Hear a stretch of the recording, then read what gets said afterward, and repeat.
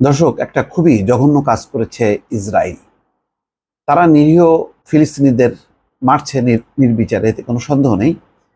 কিন্তু যেখানে তারা নিজেদের একটি এলাকাকে নিরাপদ অঞ্চল ঘোষণা দিল এবং ফিলিস্তিনিদের সেখানে আশ্রয় নেওয়ার আহ্বান জানালো, ঠিক সেই জায়গায় তারা ব্যাপক, প্রচণ্ড এবং মানে ভয়াবহ একটি হামলা চালিয়েছে এবং ৭১ জন ফিলিস্তিনি মুহূর্তের মধ্যে নেই সেখানে।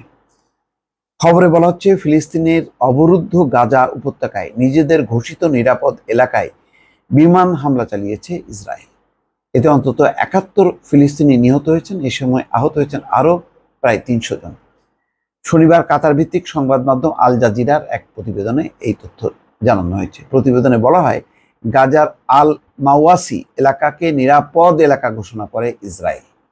তবে নিজেদের ঘোষিত সেই এলাকাতেই ভয়াবহ বিমান হামলা চালিয়েছে তারা।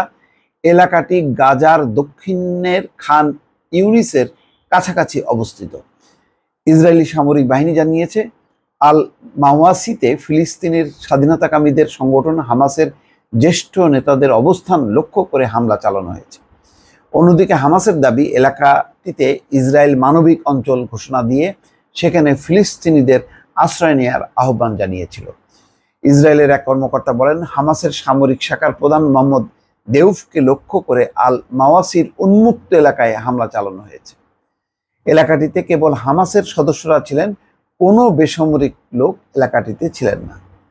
ওই কর্মকর্তার দাবি, এলাকাটিতে খান ইউনিসের কমান্ডার রাফা সালামাকেও নিশানা করা হয়েছিল। গোয়েন্দা তথ্যের ভিত্তিতে এই হামলা চালানো হয়। ইসরায়েলি কর্মকর্তার এমন দাবিকে মিথ্যা বলে অভিহিত করেছে হামাস। এক বিবৃতিতে তারা জানিয়েছে, ইসরায়েলের এমন দাবি এটাই প্রথম নয়, এর আগেও তারা অতীতে এমন অনেক দাবি করেছে। তাদের দাবি বরাবরই মিথ্যা প্রমাণিত হয়েছে এবং নিরীহ মানুষই আসলে শেষ পর্যন্ত হতাহতের শিকার হয়েছে। খান ইউনিসের নাসের মেডিকেলের চিকিৎসকরা জানিয়েছেন, হাসপাতালে প্রচুর সংখ্যক হতাহত মানুষকে নিয়ে আসা হয়েছে।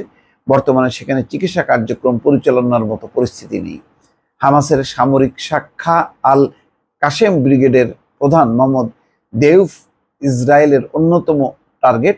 বন্দি দশা পালানো এবং একাধিক হত্যা চেষ্টা থেকে বেঁচে ফেরা দেইফের অবস্থান ঘিরে ইসরায়েলি বাহিনী ধোঁয়াশার মধ্যে আছে।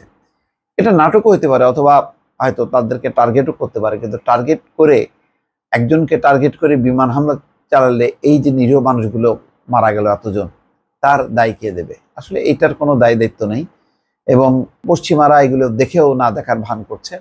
আর এইভাবেই নির্বিচারে তারা হত্যাকাণ্ড চালিয়ে যাচ্ছে প্রতিদিন বলতে গেলে। দর্শক, ভালো থাকবেন। আল্লাহ হাফেজ।